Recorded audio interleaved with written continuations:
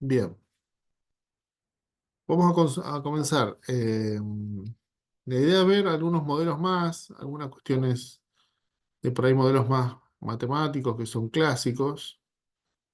El primero es en los de balance de masa, que generalmente, bueno, como ustedes saben, por la ley de la conservación de la masa, la materia no se crea ni se destruye, entonces estos sistemas generalmente tienen un ingreso, una entrada de masa y una salida de masa, y ese balance, digamos, siempre tiene que dar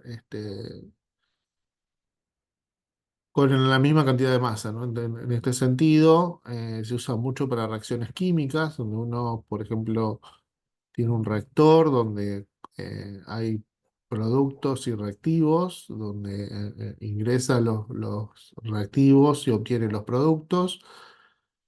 Y en ese sentido puede haber alguna acumulación de distintos productos y demás, pero bueno, en realidad estos sistemas son bastante sencillos. Por ejemplo, algo muy sencillo es el ingreso de agua a un tanque, entonces uno puede tener un ingreso y un egreso y en función de esas dos, de esa entrada y salida, este, saber cuál va a ser el nivel de agua de ese tanque o si el tanque va a tener tendencia a vaciarse, si va a tener tendencia a llenarse, si hay un equilibrio y el tanque se mantiene estático, entonces esta entrada y salida son equivalentes y entonces se mantienen estas cuestiones. Bien, lo que hay que tener en cuenta para estos sistemas es entonces que la masa no se crea ni se destruye, sino que se puede transformar en otra cosa y uno tiene que hacer, bueno, está la estequiometría, muchas veces si hablamos de cuestiones químicas, o la suma de masas si estamos hablando de flujos y demás, la suma de todos los flujos tiene que dar algo, este, esta cuestión, ¿no? Bien. ¿Qué tipo de sistema de balances de masa podemos encontrar? Bueno, podemos tener balanza de masas generales, donde se aplica a todo un sistema completo, considerando las entradas, las salidas y las acumulaciones de materia. Balance parcial de masas, donde se enfoca en un componente específico, una entrada particular del proceso. O balance de masas en estado estacionario, que se aplica cuando las propiedades del sistema no varían con el tiempo. Quiere decir que estos sistemas uno genera una proporción y ahí eso es lo que puede llegar a determinar, ¿no? Los estacionarios son los que uno calcularía con independencia del tiempo. Hay varios métodos para realizar los balances de masas. Tenemos el método de corrientes, que se basa en el análisis de corrientes de entrada y salida que entran y salen del sistema. El balance de método de acumulación, donde se enfoca en la tasa de cambio en la masa de adentro del sistema. Esto tiene que ver cuando hay reacciones químicas muchas veces, que estas reacciones cambian y acumulan algún tipo de producto. Y métodos de desaparición, donde se basa en la cantidad de reactivo que desaparece durante una reacción química, por ejemplo, para dar origen a los productos. ¿Mm? ¿Para qué se usan estos sistemas? Bueno, se usan mucho en ingeniería química, se pueden utilizar para diseñar y analizar y optimizar procesos químicos, como la producción de medicamentos, de plásticos y de combustibles. Se usa en biología también para el estudio de procesos biológicos como la fotosíntesis, la respiración, el crecimiento microbiano. También en ingeniería ambiental para evaluar el impacto ambiental de procesos industriales, desarrollar estrategias para reducir la contaminación, etcétera, ¿no? Estas son algunas de las aplicaciones que podemos encontrar. En síntesis, el modelo sería de esta forma, digamos, tenemos un proceso de entrada, una entrada y puede haber distintas salidas.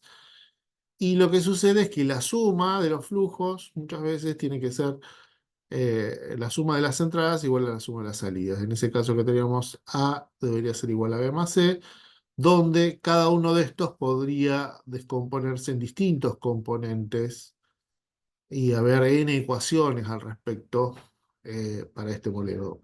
Depende de cómo fraccionemos nuestro modelo, ahí podemos encontrar distintas versiones de un mismo modelo. Y después el otro modelo que vamos a ver, que es un modelo bastante sencillo, pero que está bastante distribuido en la naturaleza, es el modelo de Fibonacci.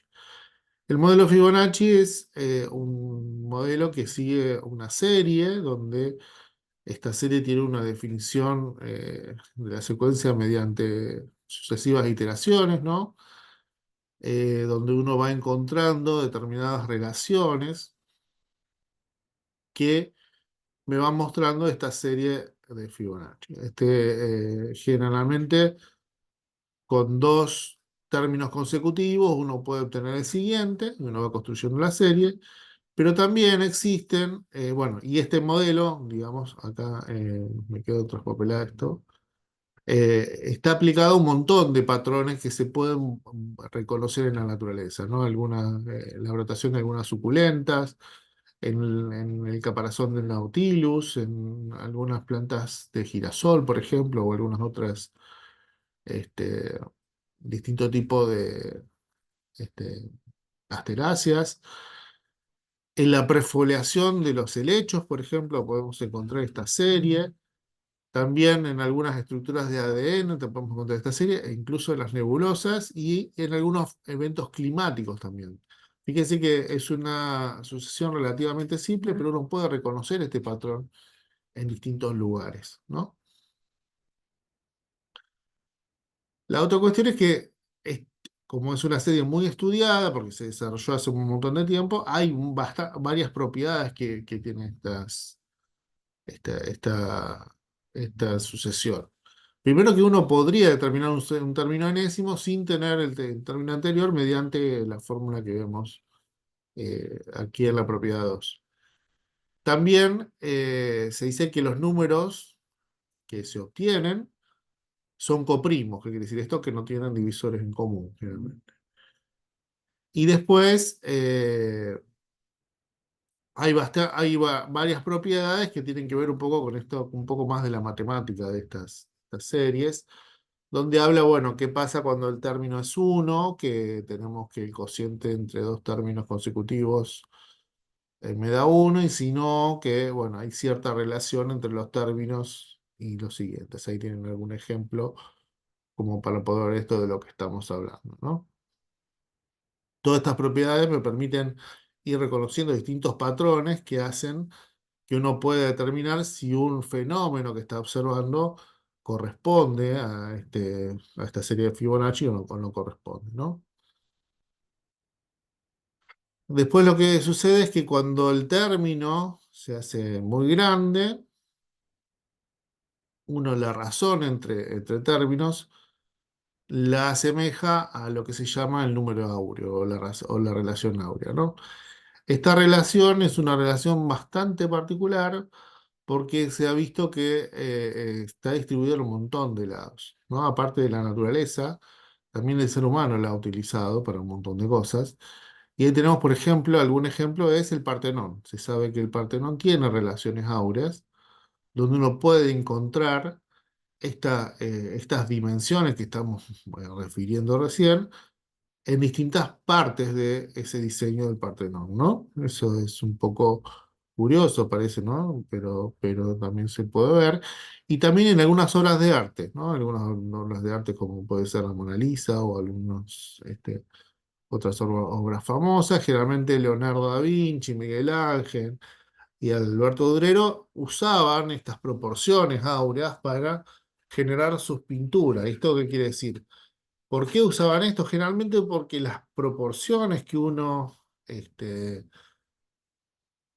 observa en esta relación de la serie Fibonacci tiene como cierta similitud a algunas cuestiones humanas, entonces como que lo hacen más humano o más agradable a la vista de los seres humanos. Esas cosas curiosas que uno no, no sabe por qué, pero tiene que ver un poco con eso. Eh, Después también se encontró que esto está asociado a algunas series algunas composiciones de Mozart, de Beethoven, de Schubert respecto a estas proporciones. También se usan para desarrollar objetos que sean agradables o armónicos a los ojos humanos. Aparentemente esta proporción es agradable a la vista, entonces uno va a ver tarjetas de crédito que tienen esta relación, envases que tienen esta relación, algunas banderas tienen esta relación. Y también se usa en el mercado de valores para ver algunos precios que se revierten o que revierten su tendencia en este sentido. Entonces son algunas de las aplicaciones que uno puede encontrar en este modelo que parece sencillo, pero que puede ayudar a ver algunos patrones en la naturaleza. Y por último, bueno, tenemos lo que se llamaría reconocimiento de patrones por modelo. ¿Qué quiere decir esto? Esto es como una especie de cuestión que tiene que ver un poco con lo que está muy en boga, que es la inteligencia artificial, esta cuestión de cómo, mediante una serie de datos, reconocer un modelo y construir un modelo. Eh, Muchas veces hay dos tipos de aprendizaje para la construcción de patrones por modelos. Uno es un aprendizaje supervisado, donde uno le enseña, en cierta forma, a un sistema eh, cómo qué es cada cosa, o sea, uno le da un título, digamos, es decir, bueno, esto es tal categoría, esto es tal categoría, esto es tal categoría, y uno va categorizando sus datos y le enseña al modelo que esos son las categorías disponibles, y el modelo aprende y después, ante un nuevo valor, determina cuál es la categoría que le corresponde en función del modelo que le estamos presentando. Y después hay otro aprendizaje que es no supervisado, que lo que hay acá le damos un conjunto de modelos. Y acá el mismo modelo descubre un poco la estructura y los patrones de los datos, ¿no? Esto que decíamos, un poco de explorar los datos y ver qué cosas se mantienen y qué regularidades o qué similitudes encontramos. Por otro lado, tenemos aplicaciones de estos modelos de reconocimiento de patrones que tienen que ver, por ejemplo, con la visión artificial, el reconocimiento de objetos, la detección de rostros. Habrán visto un montón de cámaras que usan la huella dactilar para reconocer patrones. O sea, lo que hacen es, frente a una serie de modelos que tienen cargados, reconocen un modelo que se les pone en el momento para poder generar, en algunos casos, bueno, el ingreso a un lugar y demás.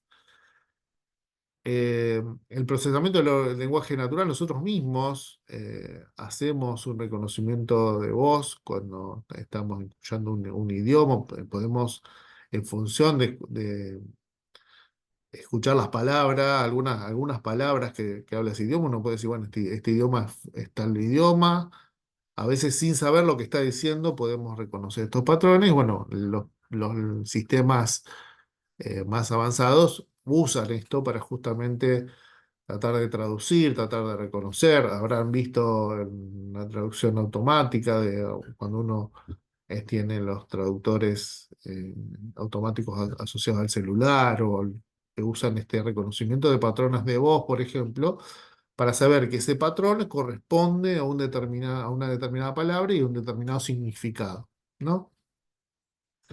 Y después se usa mucho para bioinformática, justamente lo utilizamos para ver el análisis de secuencia de ADN. Uno puede ver qué genes se repiten o si hay repetición de alguna secuencia en tándem, si hay dónde comienza la expresión y finaliza la expresión de los genes, si hay secuencias de dirección de determinadas proteínas. También me permite deducir la estructura de las proteínas. Ustedes saben, por ejemplo, que el ADN, como está codificado en bases eh, de adenina, citosina, guanina y tiamina, después, a partir de ahí, se arman los tripletes y eso me permite una traducción a una proteína, entonces, o un ARN, entonces uno va, en función de del reconocimiento de esos patrones, dependiendo del marco de lectura, uno puede hacer un modelado sin siquiera hacer ningún tipo de ensayo, sino que en función de la estructura que tienen. Aparte, después se sabe, hay varios simuladores de estructuras proteicas que lo que hacen es justamente a partir de la secuencia tratar de ver qué interacciones tienen estos aminoácidos que resultan en la secuencia de ADN y cómo se conformaría en el espacio esa proteína o ese ácido nucleico para poder entender un poco más de la biología y de por qué hay determinadas reacciones, ¿no? ¿Cuáles son las ventajas del reconocimiento de patrones? Bueno, que los modelos pueden ser muy precisos a la hora de clasificar datos, lo que decíamos. Después que tienen escalabilidad, pueden ser entrenados con grandes conjuntos de datos. Cuanto más datos tenemos, más entrenado está el modelo y generalmente es más fidedigno. Y pueden ser adaptados a una gran variedad de tareas. O sea, son bastante flexibles estos modelos de patrón, estos modelos por patrones. Algunas desventajas es que dependen de los datos de la calidad de los datos de entrenamiento. Si yo mi sistema lo entreno mal, digamos, genero un modelo erróneo y eso me va a conllevar respuestas erróneas. Entonces, en ese sentido es que los datos tienen que estar bien depurados y ser bien clasificados para que el modelo no cometa errores. Después tenemos interpretabilidad, a veces es difícil entender sobre todo en los modelos de toma de decisión, ¿no?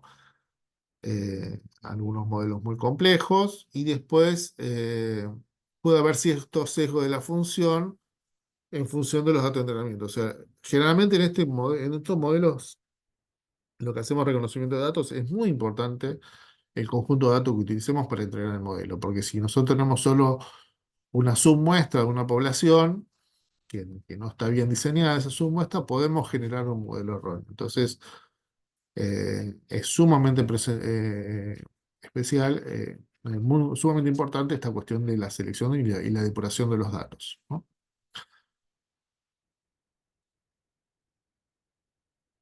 Algunos ejemplos de reconocimiento de patrones, bueno, ustedes van a ver más adelante algunas cuestiones más de aprendizaje automático y demás, que son las redes neuronales, que son un tipo de modelo de aprendizaje automático, se inspira en el cerebro humano. Después, los árboles de decisión, que también son modelos que representan decisiones como una serie de preguntas.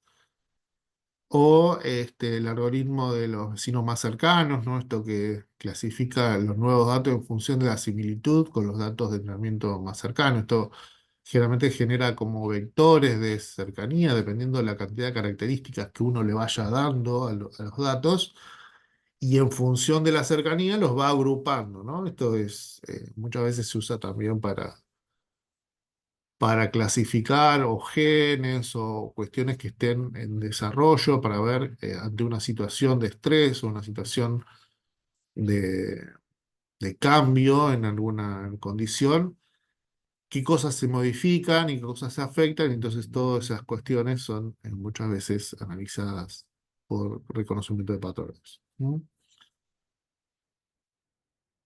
Bien, esto es simplemente una breve introducción para que ustedes lo tengan. En este sentido, después vamos a ver si implementamos algunas cuestiones de los modelos estos. No sé si querés seguir ahora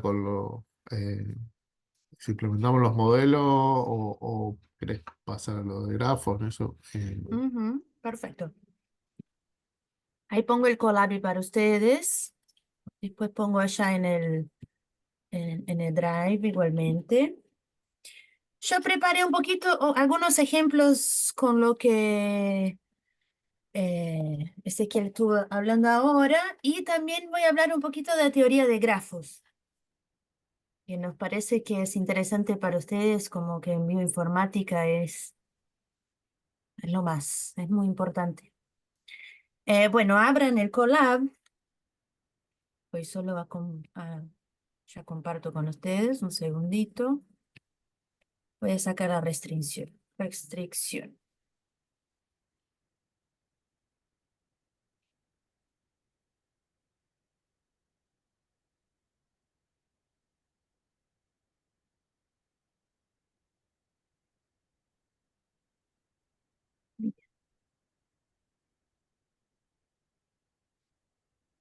Acá, como de las clases anteriores, hice una introduccióncita, bueno, que juntamente con las diapositivas de Ezequiel van a tener ahí un material para estudiar, para revisar. Con el balance de masas, o sea, u- Ezequiel habló de toda la reacción entrada y salida, ¿no?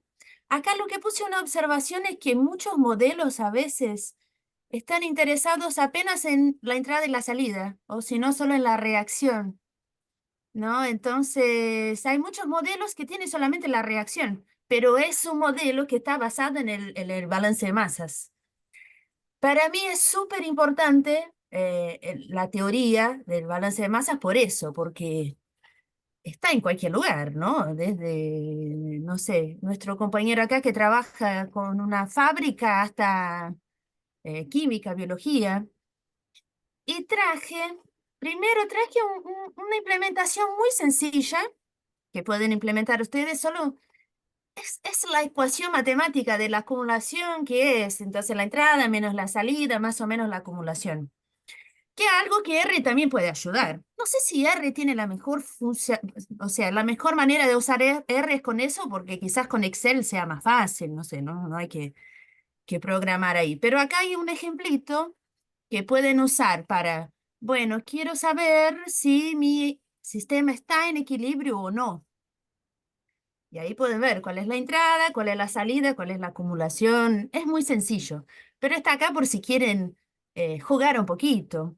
Y además para entender más o menos cómo funciona una cosa muy básica de R, ¿no? Entonces, solo para que les cuente cómo es el sistemita que está acá. De nuevo, tenemos una función, ¿no? Y asignamos a esa función adentro de un vector. Y está en función de entrada, salida y acumulación, que son las tres variables que tengo ahí, ¿no? Barra parámetros en mi ecuación chiquitita. Después pongo cuál es la entrada, cuál es la salida. Tengo acá un ejemplito. Está en kilo, podría ser cualquier unidad de medida. Y ahí digo que el balance es el balance de masas en función de entrada, salida y acumulación. Entonces estoy acá asignando un vector donde pongo todos los resultados de mi función que tiene como base la entrada, la salida y la acumulación inicial que puse. En ese caso no hay una iteración con el tiempo, entonces lo que voy a poner acá va a solucionar R y listo. ¿Y qué digo acá?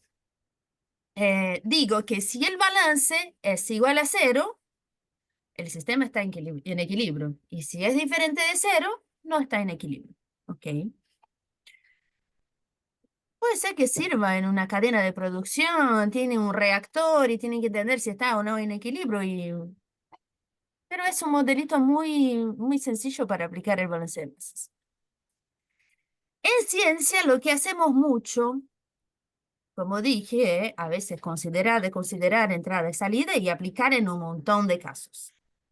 Acá traje para ustedes el modelo de Streeter-Phelps, que es clásico en ingeniería ambiental, entonces uno de los ejemplos que le estaba contando es en ingeniería ambiental, pero también en inmunología, porque ¿qué hace el modelo de Streeter-Phelps? Estudia un poquito cuál es el déficit de oxígeno disuelto en el agua.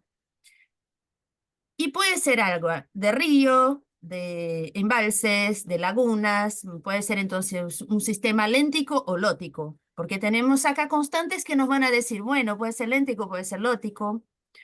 Como venimos hablando a lo largo de la cursada, cuando tenemos constantes y no eh, datos reales, o cuanto más datos tenemos del ecosistema, por ejemplo, en biología que estamos estudiando, más preciso en mi estudio, ¿no? En el caso del modelo de Streeter-Phelps hay un montón de alteraciones, de cambios, porque es un modelo de 1925, así como el de presa depredador, quizás fue una primavera de la modelación matemática, ¿no? Pero hay un montón de aplicaciones, de hecho les voy a mostrar después porque yo lo usé en el pasado en MATLAB todavía, ni usaba R. Y nada, hay en Excel, hay en Python, hay aplicaciones por donde quieran, pueden encontrar el código, porque nadie acaba, ¿no? Inventar la rueda. Si buscan código, van a encontrar códigos para todos lo que se pueda, lo que imaginen. El modelo inicial trabaja con dos grandes variables, ¿no?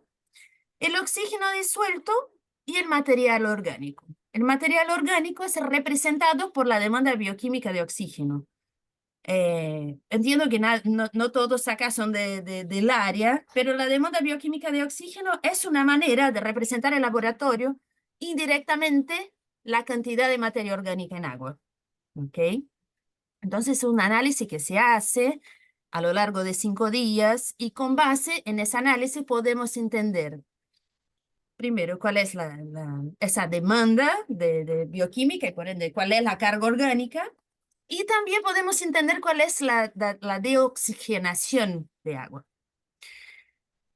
Eso ya hay tablas que nos dicen qué es la deoxigenación. No sé si estoy hablando bien de desoxigenación, me parece. Desoxígeno. Eh, pero se puede hacer en el laboratorio, como, bueno, quiero entender cuál es la variación de oxígeno disuelto en el agua después de una contaminación puntual. Puedo usar la tabla y entender más o menos cómo es el ecosistema, o sea, conozco el río que estoy estudiando y digo, bueno, es un río contaminado, entonces la desoxigenación es más o menos esa que me dice la tabla. O puedo ir al laboratorio y a lo largo de 5 días medir la desoxigenación. La primera ecuación que tengo acá, que es el déficit de Eli, acá la tasa de variación de Eli por T, dice más o menos eso. Me está diciendo cómo se va a comportar la materia orgánica con base a una materia orgánica que ya tengo, ¿no? La concentración de DBO, multiplicada por esa tasa. Entonces, si se desoxigena más o menos, es porque tengo más eh, material orgánico o menos en el agua, ¿no? ¿Y por qué se desoxigena? Porque cuando tengo material orgánico, tengo decomposición. Si tengo un desecho, la primera cosa que pasa es que empiezan los microorganismos, mayoritariamente bacterias, empiezan a decomponer. Entonces tengo decomposición y se me baja la materia orgánica, pero también se me baja el oxígeno, ¿no? En en lugares donde hay oxígeno disponible en el agua y las bacterias son aerobias, ¿no? Aeróbicas. La segunda ecuación me habla un poquito del oxígeno. Es la curva de oxígeno. Y ahí va desde la constante de reoxigenación. En el agua, el oxígeno puede entrar por fotosíntesis, ¿no? O también por una interacción entre aire y agua.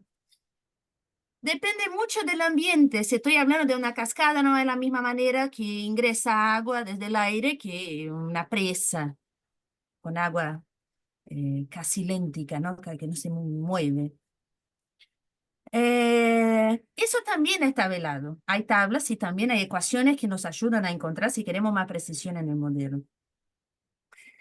Pero esa tacita está multiplicada por dos oxígenos, dos Cs, el de saturación y el que está en el ambiente.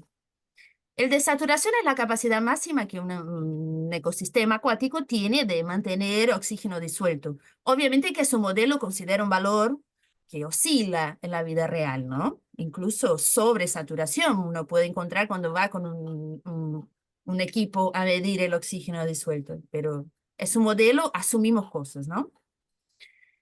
El oxígeno disuelto, esa saturación es medida con base en la presión atmosférica, la temperatura. Si voy a estudiar el lago Titicaca, no es lo mismo que el río Luján, porque tiene otra altitud, otra temperatura, etc. Acá se considera 9,2 miligramos por litro, y es lo que vamos a ver acá en la aplicación. Van a ver que el modelo es lo mismo que estamos viendo, es una ecuación diferencial ordinal, entonces tenemos acá un ODE que vamos a resolver. Empezamos con los parámetros, entonces tenemos todas las constantes, el coeficiente de desoxigenación, de reaeración, el tiempo máximo. Ese como el viejito puse un montón de cosas separaditas. Hay algunas cosas que están distintas porque, eh, nada, ya fue una manera más detallada que hice en el pasado, pero puse la discretización del tiempo acá. Y si observan después, estaría bueno hacer ese ejercicio de mirar los códigos y compararlos. Si observan los códigos que estamos haciendo, ya ponemos esa discretización del tiempo en el tiempo. Cuando ponemos by y ponemos la cantidad. Esos son los pasos. Acá, en ese modelito que fue del pasado, yo puse acá un any y después tengo que llamarlo de nuevo acá. O sea, son maneras, ¿no? Bueno, tengo todas mis informaciones acá. Como pueden ver, les dije de 9,2 miligramos por litro de la saturación. Asumí acá que la tasa inicial de material orgánico era 20 miligramos por litro y el oxígeno inicial era 3, no sé qué. Y creé de vuelta una función que la almacené en un vector y la función está en función del tiempo, del estado y de los parámetros. Acá están las dos ecuaciones y me pido que me listen los resultados de esas ecuaciones en función de dBO y de la tasa de variación de la dBO, del material orgánico y del oxígeno. Pongo mi estado acá, los parámetros, el tiempo, pido, llamo una ecuación diferencial como estábamos haciendo antes y ploto. Ese acá no está con ggplot. Si hubiera usado ggplot, lo transformaría en data frame, etc. Eso es lo que se espera de un gráfico, de un modelo de Streeter-Phelps. ¿Por qué es un modelo de balance de masas entonces, no? Porque tengo un oxígeno que ingresa desde del aire o desde la fotosíntesis. Tengo material orgánico que ingresa por, no sé, acciones humanas o por hojas y las mismas plantas acuáticas y animales acuáticos que están en el ecosistema. Tengo una reacción. Mi reacción, ¿qué es? La decomposición de material orgánico. En ese modelo, como es muy sencillo, está implícito en esas constantes de reaeración y desoxigenación, que las bacterias mayoritariamente están haciendo el trabajo de decomposición. Es una reacción, están transformando material orgánico usando el oxígeno en subproductos, ¿no? Y tengo, en ese caso, no creo que tenga mi salida, pero podría tener una salida. Si estuviera trabajando con un embalse, por ejemplo, podría poner, transformar lo que entra de agua, no ser una constante, sino ser un caudal de agua de entrada, un caudal de agua de salida. Listo. Tengo entrada y salida de agua. Bien. Última cosita sobre ese modelo. ¿Qué dice ese gráfico? Que mientras el material orgánico baja, porque es consumido por los microorganismos, el oxígeno está bajo porque está siendo consumido, pero va subiendo. A lo largo del tiempo, cuando tengo menos material orgánico, voy teniendo más oxígeno. Los microorganismos van dejando de consumir el oxígeno porque van decomponiendo menos. ¿Ok? Hasta la saturación. Se observa la saturación acá es, ay, no puedo ir, pero bueno, 9,2 más o menos. ¿Ok? Bien. Puse otro modelito acá que sería el modelo de fermentación. El modelo de fermentación en ese caso tiene tres ecuaciones diferenciales. También es un modelo que está trabajando con el balance de masas, ¿no? Tengo un sustrato que ingresa en mi sistema, puede ser un reactor, por ejemplo. Tengo la biomasa que contiene microorganismos y tengo un producto. Entonces tengo entrada, reacción y salida. ¿Ok? Podría ser, por ejemplo, un sustrato glucosa, como en el ejemplo, y vamos a producir etanol. Trabajamos en una usina y vamos a transformar la caña en etanol. El sustrato, esa ecuación, ese modelo es muy bueno porque él es vaciado el sustrato en una ecuación muy clásica para modelación matemática. Acá está el nombre, que se llama el modelo de Monod. El modelo de Monod trabaja con tasas de crecimiento. Es muy usado en química, bioquímica, no solo para eso, también para Cuando trabajamos con proceso biológico, a veces tenemos procesos bioquímicos dentro del proceso biológico, si lo podemos usar la ecuación también, es bastante usada. Pero acá en el sustrato, entonces, esa ecuacioncita es basada en el modelo en ese modelito de Monod. Creo que lo puse acá, a ver, sí. Esa es la ecuación de Monod, de manera general, ¿no? Que dice que un máximo multiplicado por la cantidad de sustrato dividido por esa constante más la cantidad de sustrato. El U máximo, si vemos acá, es la tasa de crecimiento de la biomasa. Es una ecuación que trabaja con esa tasa de crecimiento y si aumenta y disminuye y está muy relacionada a la reacción química, ¿no? Si tengo más sustrato, voy a tener más microorganismos, entonces la reacción química va a andar a una velocidad. Si tengo menos sustrato, también tengo menos microorganismos. ¿Se entiende esa relación que es lineal? Puedo tener muchos microorganismos, pero ellos no van a crecer si no hay sustrato. ¿Ok? Ese modelito de fermentación también trabaja con el producto, la salida, que también está basada en la cantidad de microorganismos. Cuanto más microorganismos, perdón, mi perro, más microorganismos y más sustrato, mi producto va a salir de una manera o de otra, ¿no? La implementación, no voy a repetir, pero es más o menos lo mismo, ¿no? Usamos Desolve, creamos la función en función del tiempo, estado y parámetros. Acá ese modelo que encontré, ellos incluyen esa constante y esa constante usada en el modelo de Monod, que es ese mi acá. Entonces, en esa implementación que encontré, ya habían puesto el mi, porque la ecuación de sustrato es la ecuación de Monod. ¿Ok?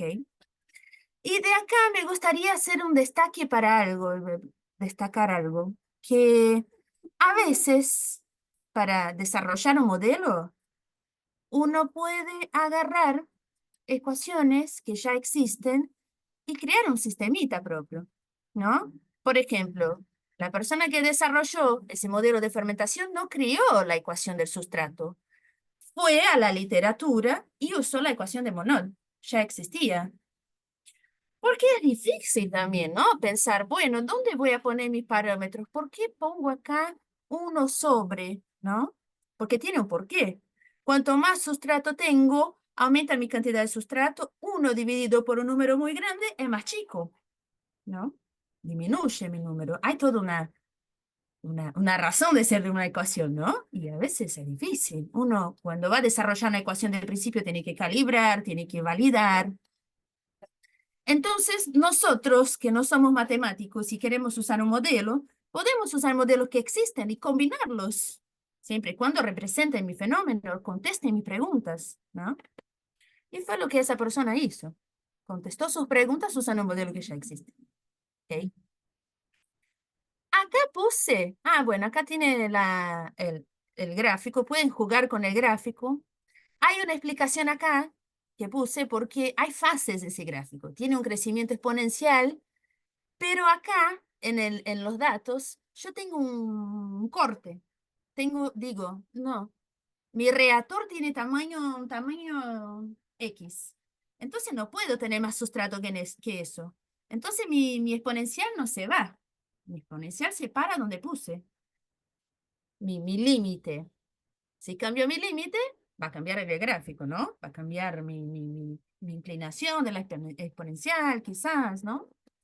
Pero básicamente mi gráfico está diciendo, bueno, la biomasa crece a un tamaño y después se mantiene en equilibrio. Mi sustrato es consumido, ¿no? Y mi producto es esa relación entre los dos.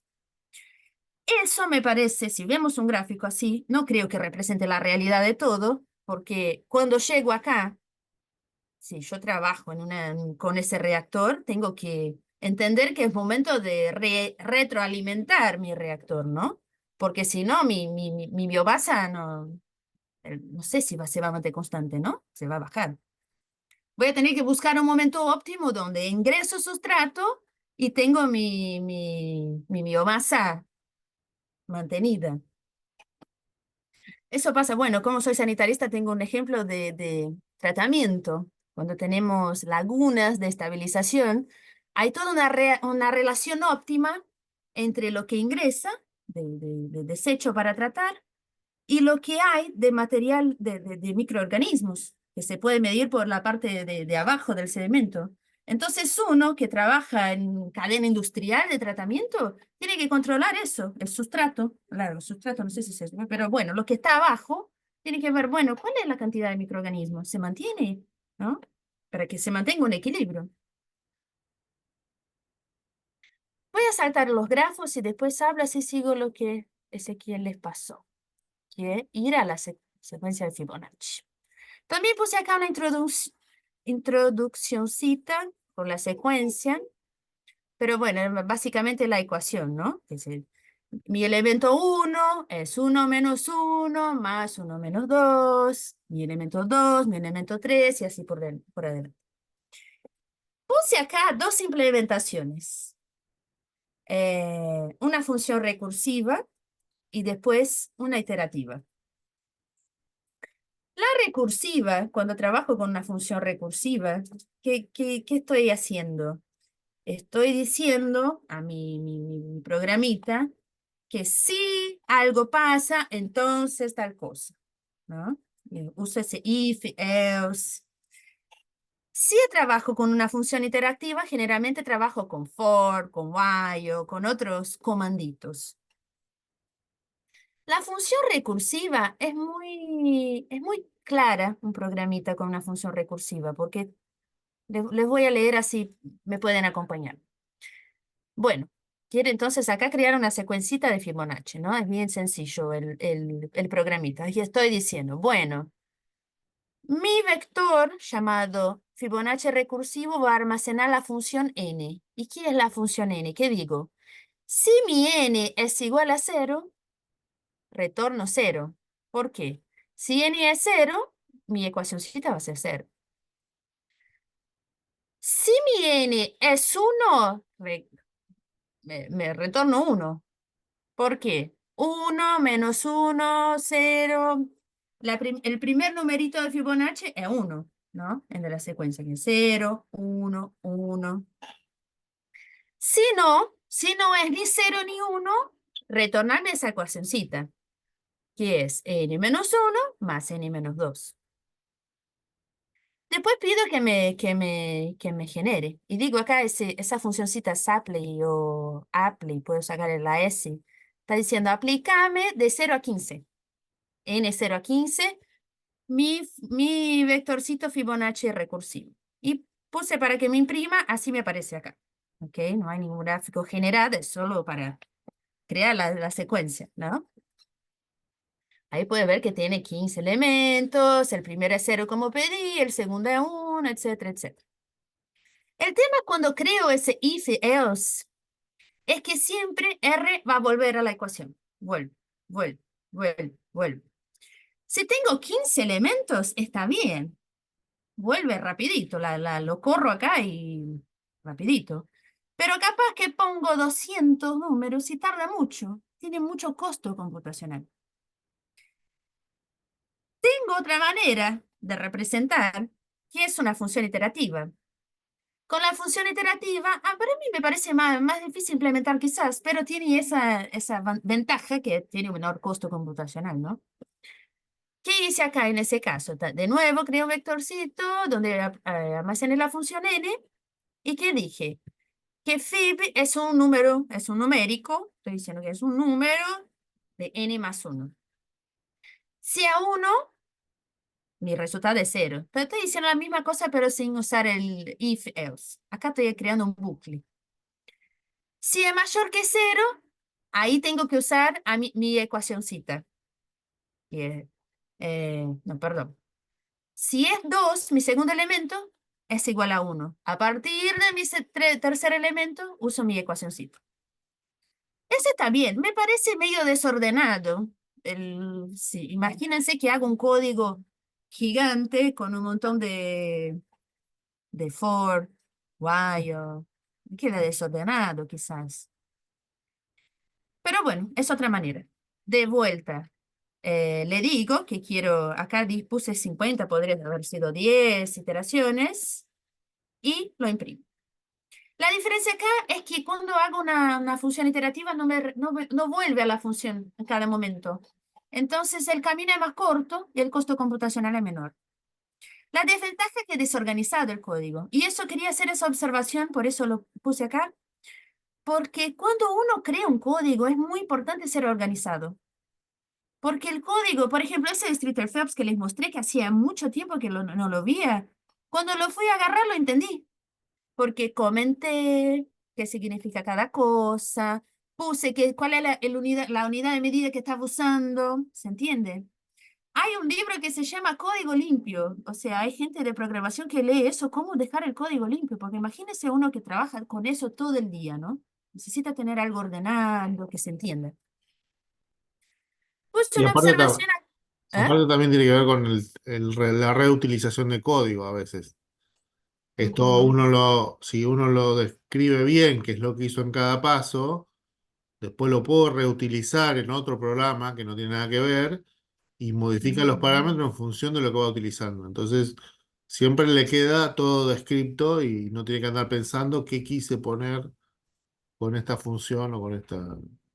Claro, sí, es verdad. Por ejemplo, cuando estábamos hablando ahí de fermentación, usémonos de acá. Después de 2 años estoy trabajando. Esa ecuación me vendría bien. Y voy, busco el código y sé dónde está. Totalmente. Bueno, entonces acá más allá que hablar de Fibonacci, también puse una observacioncita para que piensen de ese aspecto, ¿no?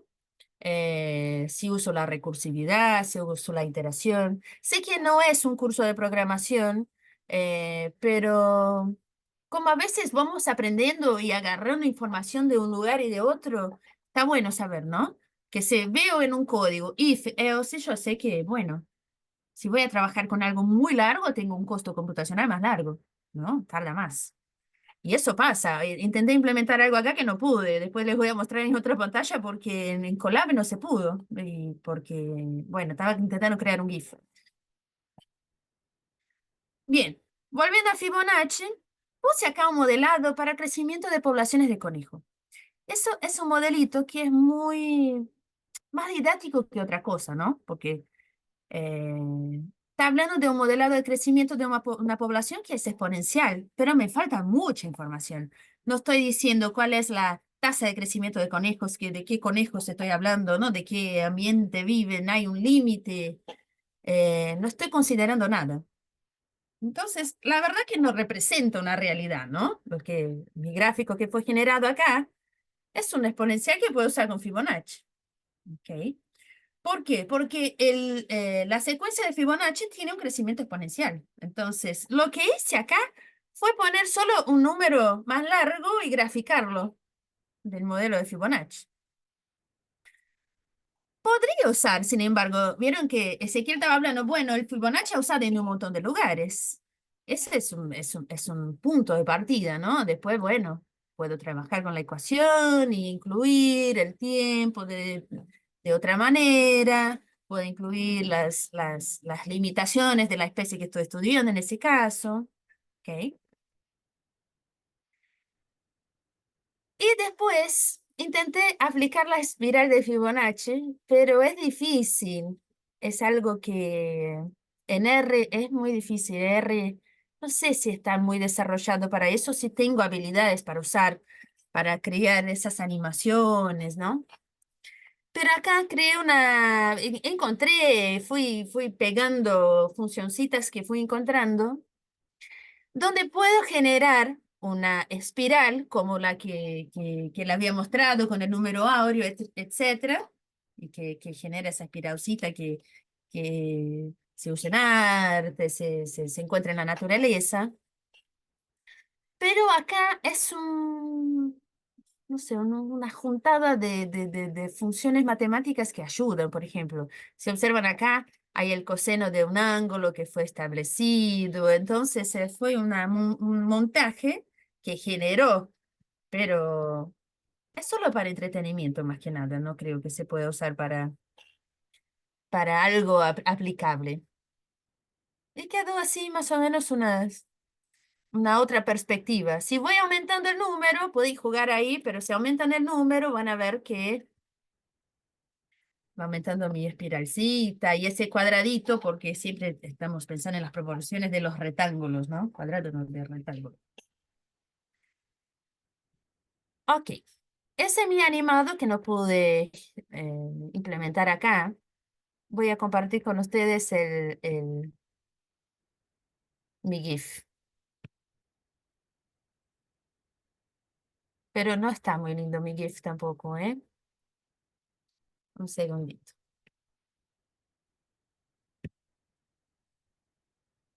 Hay otros lugares que se hacen ese tipo de animación que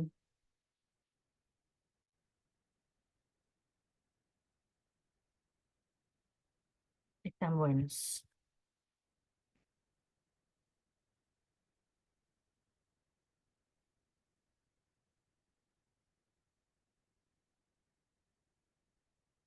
¿Ven qué simpático? Después se puede aumentar el número y me va aumentando la cantidad, pero no hace más nada que eso. Solo me muestra una espiralcita simpática. Después voy a compartir en el Drive, ahí sí trabajo hecho por otras personas que son muy geniales en otros softwares, donde se puede ver así animaciones tridimensionales, que se ven así como con Fibonacci y el número áureo se hacen eh, cosas hermosas. ¿Ok? Bueno, vuelvo a, vuelvo a Colab y ahora sí vamos a nuestra teoría de grafos. La teoría de grafos, bueno, está acá en la unidad 4 de analíticos porque es una teoría matemática, ¿no? Y es una teoría matemática que trabaja con base en las posibilidades de camino. Entonces todo empezó con, no sé si ya escuchar hablar de esa historia de un puente, que no puedo pronunciar el nombre, pero la pregunta era, bueno, la ciudad tiene 5 puentes, ¿puedo pasar y cruzar todos los puentes solo una vez?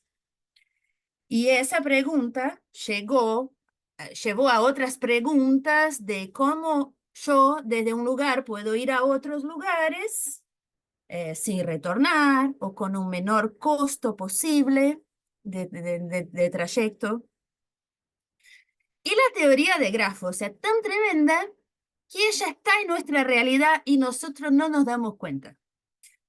Está por detrás de redes, ¿no? Cuando pensamos en computación, cuando pensamos en algoritmos de preferencia, que algo que todos nosotros somos afectados con redes sociales o qué sé yo, con el teléfono que nos escucha, ¿no? Y está en algo muy interesante también, que es el GPS. Cuando uno usa el GPS tiene alternativas, por ejemplo. Bueno, tengo que ir de acá hasta Capital. ¿Por dónde voy? ¿Voy por el camino más corto? ¿Voy por el camino más rápido? ¿Voy por el camino con menos tránsito? Todas esas preguntas que hago al GPS me son contestadas por algoritmos que tienen por detrás la teoría de grafos. Entonces, miren qué interesante, ¿no? Bueno, hay un montón de particularidades en la teoría y leyes y normas que sostienen la teoría, y nosotros vamos a saltar todo eso y vamos a ver los algoritmos. Hay algunos algoritmos, yo no conozco todos, voy a mostrarles más o menos los que conozco, que son 3. Ese de Kruskal, ese que no puedo nombrar, que empieza con D, y el de Fulkerson, que tampoco puedo nombrar mucho. El de Kruskal es más sencillo. Eso es un grafo, ¿no? Esa media casita tombada es un grafo. Es un grafo ponderado porque tiene números, ¿no? Desde el vértice este hasta aquel tengo 1, el peso 2, etc. El algoritmo de Kruskal funciona de la siguiente manera. Yo tengo que elegir los menores números. Entonces por acá elegiría 1, 2, 3, pero con algunas condiciones. No puedo crear un ciclo, puedo llegar a un bucle, no, tiene que ser abierto y tiene que tener el menor camino posible. Entonces tengo alternativas, ¿no? Ah, bueno, si yo estoy acá ejercitando, puedo empezar de acá hasta acá, puede ir por acá, puede ir por acá, tengo muchos caminos. El algoritmo lo que hace es elegir el camino más chico. Y él está basado, cómo no se cierra el bucle, es muy importante para árboles, que es una parte la teoría de grafos también, ¿no? Árboles, como si fuera eh, un vértice que tiene tres aristas, que son como hojitas, y eso es usado. Se puede ser traducido para un problema real y ayudarnos a contestar preguntas. Por ejemplo, acá, como se encuentra árboles de expansión, podemos trabajar con filogenia. Entonces podemos entender cuál es la proximidad genética entre distintas especies. ¿Qué tengo que hacer? Obviamente, tengo que tener informaciones sobre esas especies. Acá es un modelo muy sencillo, pero en la vida real lo que la gente tiene es un banco de datos que está o en Excel o en CSV y lo descarga a R y, y trabaja con ese banco de datos, ¿no? De mucha información. Y tengo mis especies, por ejemplo, acá, como está muy sencillito, tenemos acá. Bueno, voy a explicar para ustedes. Tengo los paquetes que necesitaría, la matriz. Ese paquete APE acá está acá porque es con él que voy a usar la función de Kruskal. ¿Ok? Fue desarrollada por alguien y solo podemos saber googleando, buscando, ¿no? Seguro hay otros algoritmos de grafos que uno solo sabe la función que va a usar googleando. Bien, entonces acá hay una matricita creada y estoy diciendo, bueno, mi matriz va a tener 5 columnas. Como pasó en la clase pasada que les mostré la otra matriz. Estoy haciendo entonces, estoy poniendo los nombres a mis columnas. Entonces la primera columna es la columna A, la columna B, C, D, E. Establezco entonces, acá fue un cambio que la persona que desarrolló ese código hizo para dist, otra funcioncita que está bueno para R cuando uno va a trabajar con cosas específicas, que no me acuerdo qué cosas específicas, pero hay funciones específicas que necesitas transformar un vector a un objeto de clase. Entonces, lo que hizo esa persona que desarrolló el código fue, no, ya cambio el objeto de clase, así si necesito usar esa función, ya está adaptada. ¿Cómo hacemos nosotros cuando cambiamos a data frame para usar ggplot? ¿Ok? Y acá, ¿qué pasó? Hay un vector llamado de philo3, donde, ¿qué hace esa línea? Está diciendo, calculame, usando el algoritmo de Kruskal, las distancias. Entonces quiero que el algoritmo de Kruskal, que fue desarrollado por alguien y ya pone esas condiciones, que es el camino más corto, que no forme un bucle, está todo dentro de esa función. No sabemos cómo la persona programó, pero tenemos la función. Entonces usamos esa función en función de mis distancias. ¿Ok? Y plot. Y el resultado es ese. Es un gráfico muy simpatiquito, muy chiquitito, pero podría ser lindo, podría estar en ggplot, con colores, con nombres distintos, ¿no? Donde, bueno, ¿qué puedo sacar de conclusiones acá? Bueno, ¿cuál es la especie cuál es la distancia entre la especie C, la especie B, la especie C, la especie E? ¿Ok? Después tengo el de innombrable acá, que ese me parece muy interesante, pero es medio aburrido de trabajar, porque es trabajoso y tiene su costo computacional por eso también. Es el de los GPS, uno de los. Pero bueno, estoy en mi casa y voy a la oficina. ¿Cuál es el camino más corto? ¿No? ¿Qué hace ese algoritmo? Él va desde mi casa y testea todos los caminos. Entonces sale de mi casa. Si voy a la derecha, tengo un número 8 acá, ¿no? Mi ponderación. Acá tengo 5. Bueno, voy por el 5. Desde acá, testea todos de vuelta. Entonces la función que fue creada por alguien, que está en R, ¿qué hace? Ya hace esos testeos. ¿Cómo? Con bucles, con if, else, que venimos viendo. Si uno abre ese código, será que seguro es complejo, tiene un montón de particularidades. Pero que nos resulta eso, un testeo de un lugar al otro. Bueno, hasta que llega a la oficina, ¿no? Entonces el algoritmo encuentra un camino más corto. ¿Dónde lo podría usar en bioinformática? Lo podría usar para redes de interacción de proteínas.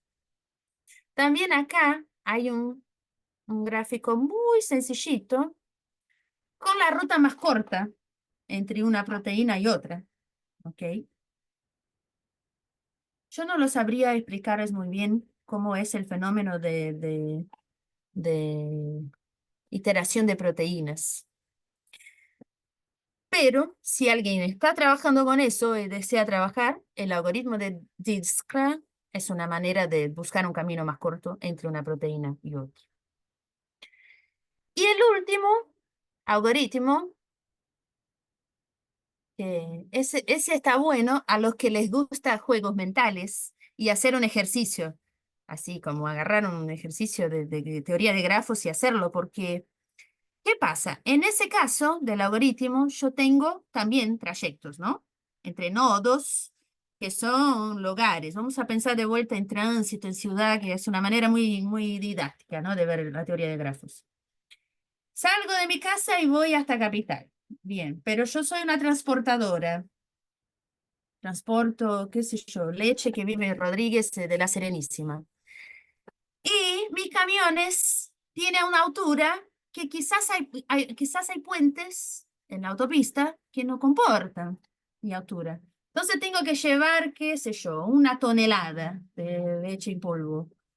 Y no puedo llevar con un camión específico. Tengo que usar camiones menores que cada una de las rutas comporte.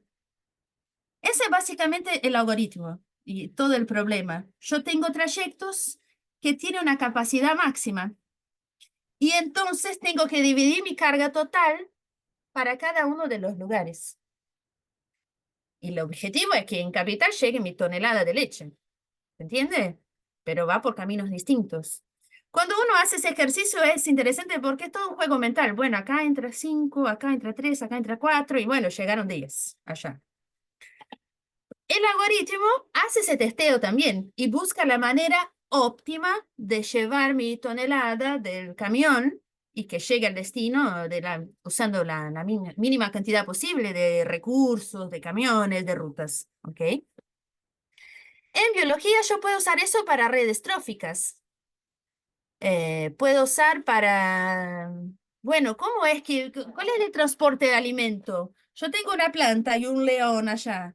¿Por dónde pasa ese alimento? ¿Ok? Y uno piensa, bueno, puede ser chiquita, pero puede ser una cosa gigante. Hay gente que estudia redes tróficas y usa redes neurales, que ya es una parte de la programación muy específica, ¿no? Para poder representar todas las conexiones que se hacen entre microorganismos, ecosistemas, macroorganismos. Y acá tengo un resultado muy sencillo también. No creo que sea limitación de R, quizás si tenemos un banco de datos grande, con mucha información, podemos tener gráficos más robustos, ¿no? Como esos gráficos acá, que son hermosos. Esos específicamente saqué ahí una captura de Cytoscape. Yo no sé usar muy bien esa herramienta, pero es interesantísima, ¿no? Para quien trabaja bien, con un montón de partes de la bioinformática. Sí, eso es lo que te iba a decir, que hay otras herramientas que son de más alto nivel, que por ahí uno no se mete demasiado con la programación, con el código en duro, pero sí le permite construir árboles filogenéticos, redes tróficas, buscar redes de interacción de proteínas, cuál es la más probable, o pensando en la probabilidad de interacción en ese sentido, que es lo que hablábamos de, bueno, que va a depender del conocimiento de cada herramienta, es la que uno mejor maneja en realidad, ¿no? Hay Claro. infinitas herramientas para la creación de modelos. Generalmente los modelos que son más específicos o más atados a paquetes permiten hacer cosas mucho más lindas, pero tienen la restricción de que, bueno, es para determinados objetivos. Entonces, a veces Ujú. tiene esa cuestión de que no puedo aplicarlo a cualquier cosa. Cuanto más bajo nos vamos al nivel de programación, más plasticidad tienen esos modelos. Entonces, Ujú. a veces tienen esa cuestión, porque a veces lo que hacen es setear determinados parámetros para poder hacer que el modelo sea sencillo de modificar. Ajá. Entonces, perdemos libertad, digamos, pero ganamos en que es más fácil de manejar. Claro, exacto. Es como, bueno, acá estamos entendiendo el fenómeno, acá para un paper, ¿no? Ya, Ujú. ya vamos a otro nivel. Y puse otra herramienta más también que se puede usar. Mira qué lindo, ¿no? Sea lo que sea que están ahí, qué iteraciones están haciendo, muy lindo resultado. Y después puse ejemplos acá. Y Graphy, por ejemplo, es esa biblioteca que estuve usando yo. A ver, ¿dónde usé?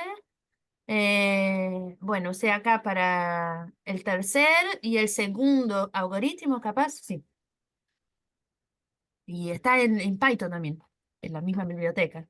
Y si no, hay otra biblioteca que se llama esa Network X. Mucha gente está invirtiendo tiempo en Python hoy en día, ¿no? Quizás en Python hay, o sea, hoy ya hayan herramientas más desarrolladas en Python, porque mucha gente migra y usa, y cuanto más gente usa, más colaboración, más resultado, ¿no? Puse acá un ejemplito de hecho que no pude correr, no sé por qué no me dejó cambiar el ambiente de ejecución cuando intenté, pero ustedes tienen, no sé si usan Jupyter, si usas Spider, si usan el mismo Colab y los que usan Python o ya usaron, pero pueden copiar y pegar el código y ver cómo sale un grafo ahí usando Python. Acá tienen un codiguito. ¿Se entiende más o menos la teoría de grafos? Es como una manera muy resumida, ¿no? De hablar de eso, pero la idea también es traerles información y que ustedes también entiendan lo que les gusta más o les gustaría ir a fondo, ¿no? Sí, el grafo lo que tiene que tener en cuenta que son dos cuestiones. Los nodos, que son los puntos esos que son, podrían ser ciudades, podrían ser lo que sea, y después las uniones entre nodos, que pueden ser todos los nodos unidos con todos, o a veces pueden haber algunas uniones y otras no existir, y que esas uniones pueden ser o no ponderadas. Esto que decíamos, bueno, uno puede darle un valor de carga de los camiones, le puede dar un costo de transporte por esa vía. A veces, cuando, como decía, bueno, uno puede tener varias opciones de transporte, uno puede tener varias opciones que tengan distinto costo.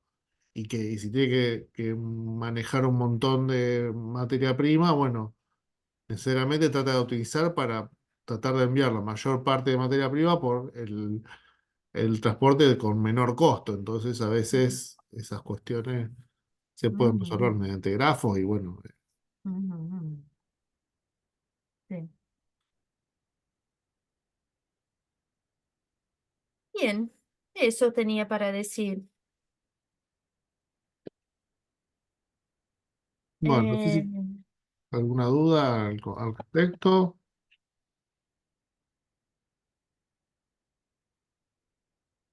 ¿Todo bien?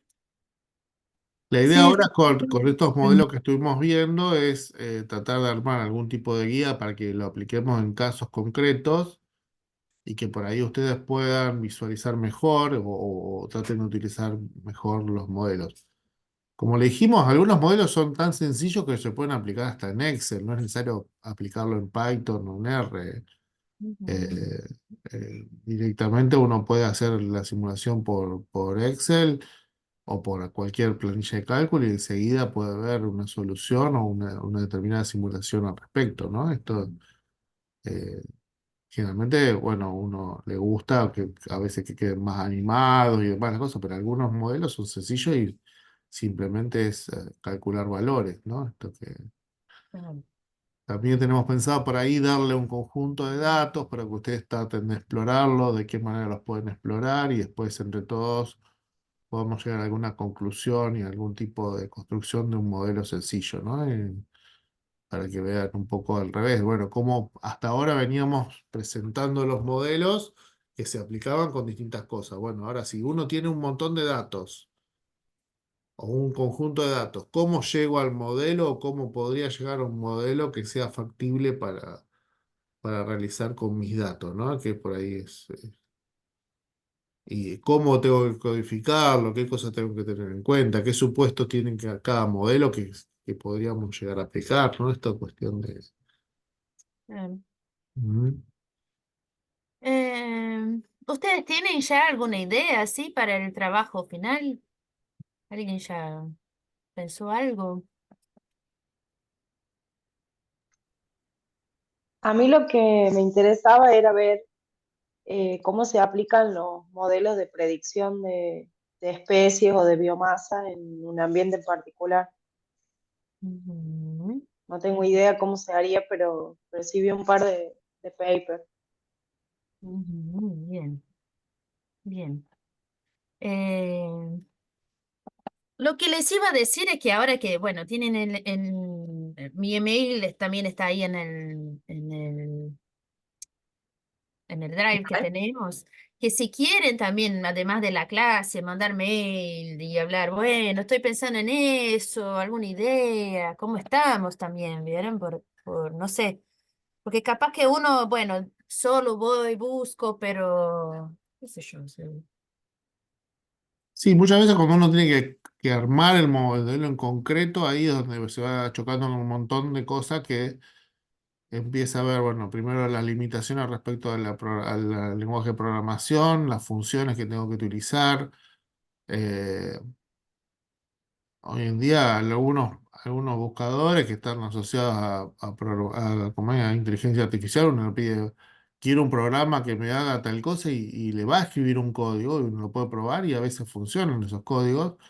Ujú, Pero también está bueno entenderlo, pero les puede ayudar para aprender, más que nada porque uno a veces no conoce todas las funciones, entonces puede ir aprendiendo al respecto. Y claro, respecto a los modelos, lo primero que tenía que hacer es pensar en el modelo en abstracto, en el sentido de sin pensar en la programación ni nada, es qué es lo que quiero modelar, cuál sería mi sistema y bueno, qué es lo que me interesaría saber de ese sistema, ¿no? Si lo quiero usar para predecir algo, lo quiero usar para entender un proceso, lo quiero usar para un control de una determinada materia prima, por ejemplo, ¿no? mm, Eh, Ir definiendo así este tipo de objetivos van ayudando a que uno vaya construyendo el modelo, ¿no? mm, Después, si sí, tienen datos, mejor, o sea, les va a ayudar mejor porque uno con los datos puede empezar a ver qué es lo que podemos observar al respecto y bueno, ujú, de a poco ir avanzando. Eh, claro, sí, También uno puede hacer algún programa de estadística si saben, eh, si manejan, por ejemplo, Infostat o SPSS o algún programa de estadística. Muchas veces uno le puede poner los datos, le larga los datos y le pide una determinada ecuación de regresión y le da los coeficientes que irán por esa ecuación y ya tiene una fórmula matemática que me está representando mis datos, por ejemplo, ¿no? A veces son funciones simples, pero otras veces pueden ser funciones más complejas, no necesariamente son todas funciones lineales o cuadráticas y sencillas, sino que pueden ser un poquito más complejas y que igual me dan información, ¿no? mm, Eh, Así que bueno. claro. Eso, que quizás, ¿no? Pensar lo que quieren modelar y si ya existe un modelo joya, si no, pensar en juntar ecuaciones, como había hablado hoy, ¿no? Ujú.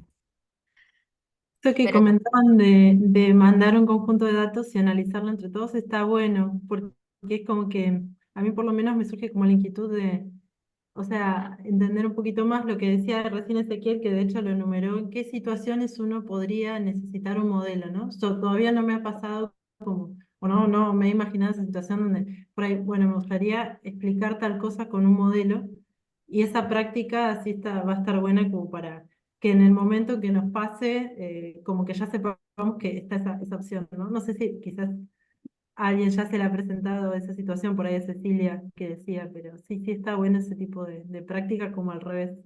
Sí, generalmente uno tiene un conjunto de datos y a veces es como, yo creo que si uno llega a encontrar un modelo que responda a sus datos, es como un procesamiento mucho más profundo de los datos mismos, porque a veces uno en una publicación no te va a exigir que pongas un modelo, pero si uno encuentra una regularidad y puede expresar un modelo de reacción, queda mucho más redondeado el trabajo y de hecho puede ver si eso se repite en otras cosas que ya están publicadas, que por ahí simplemente tiene los datos. Este, a veces se usa mucho más que nada en molecular, en la parte molecular, de que uno termina generando como un modelo de reacción, entre comillas, o de interacción entre genes y demás. Pero en otras disciplinas por ahí no se busca tanto el modelo en sí, sino que se expresa los datos, los resultados que dieron, si hay diferencia o no hay diferencia, y termina ahí. Pero después ves fenómenos que se van repitiendo y que por ahí capaz con algún modelo uno lo puede explicar mejor y que calza con los datos. Es simplemente encontrarle la regularidad de los datos. Así que si vamos a armar un conjunto de datos, lo vamos a trabajar entre todos para que podamos ver paso a paso qué Ujú. cosas podríamos ir viendo o ir pensando entre todos a ver cómo lo abordaría cada uno y de esa manera también Bien, enriquecer un poco el procesamiento, ¿no? de los datos. bien, Pero es como un nivel más, o sea, si uno, aparte de hacer toda la experimentación y todo el relevamiento, logra generar un modelo, es como una investigación un poco más profunda y una explotación mayor de los datos. ¿No? Es que, bien. Ahí lo Sí, podemos mandar a Science, capaz. sí, ¿por qué no? mm.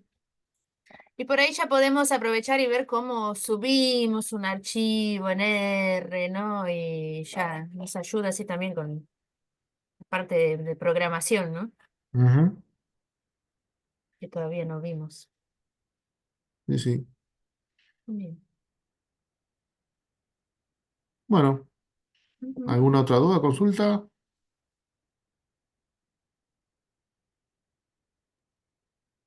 Yo por Yo, ahí pensaba, profe, si se puede aplicar como al revés. Uno diseñar bueno, no diseñar, sino tratar de modelar un esquema teórico como ahorrando tiempo de experimentación o, o materiales de experimentación, haciendo como que el trabajo experimental sea eh, menor. Sí. Hacer un modelo teórico y recién contrastar con datos. Eso, por ¿No? ejemplo, hay un modelo de superficie de respuesta, cuando uno está optimizando una variable, generalmente uno, lo más sencillo de lo que uno hace es cuando uno tiene una variable explicativa y una variable de respuesta, eso es lo más sencillo que es, uno hace una regresión simple y ya está, y ahí determina una función y en esa función no es necesario que tenga todos los puntos de la curva, sí que la curva cumpla determinadas condiciones, pero que no hace falta tener todos los puntos de la curva. Y eso le permite predecir hacia dónde va la curva y demás, sacar un montón de conclusiones que uno después las puede comprobar experimentalmente. Cuando se van incrementando la cantidad de variables explicativas, ahí uno ya tiene que ir al espacio en tres dimensiones o a hiperespacios. Y ahí sí, no es necesario que haga todas las combinaciones posibles, pero con un conjunto de datos uno podría modelar, por ejemplo, un óptimo para una determinada situación. Y tiene que ver con eso, que no hacer todos los experimentos posibles, sino que hacer con algunos pues, experimentos como para ajustar el modelo, una optimización y a partir de ahí, bueno, dicen, mi óptimo es tal. Y ahí trabajar con una situación óptima o reducir la cantidad de tratamientos y demás. Pero sí, es economía de experimentación. Sí, después voy a tener que tener algunas cuestiones básicas como para poder este, alimentar mis modelos, pero sí, es totalmente válido armar el modelo de forma teórica y después comprobar a ver qué este, tanto se ajusta, qué tan preciso es mi modelo, ¿no?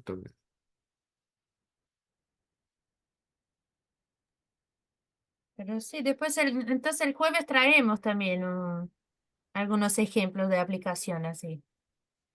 Quizás estadístico mismo de calibración puedo traer para que vean cómo un modelo contrasta con Mm, datos reales y son muy parecidos y como que es algo esencial, ¿no? Para validar un modelo. sí, sí.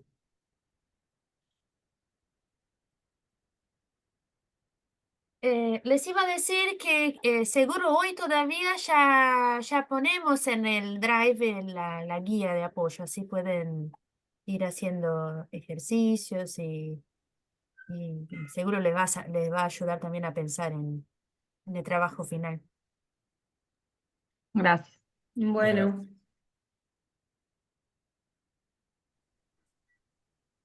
Bueno, si no hay más dudas por hoy, nos liberamos. Sí. Ya después van a surgir cuando empecemos con la guía. A meterte con... Seguramente. Seguramente van a- Sí, sí. Bueno.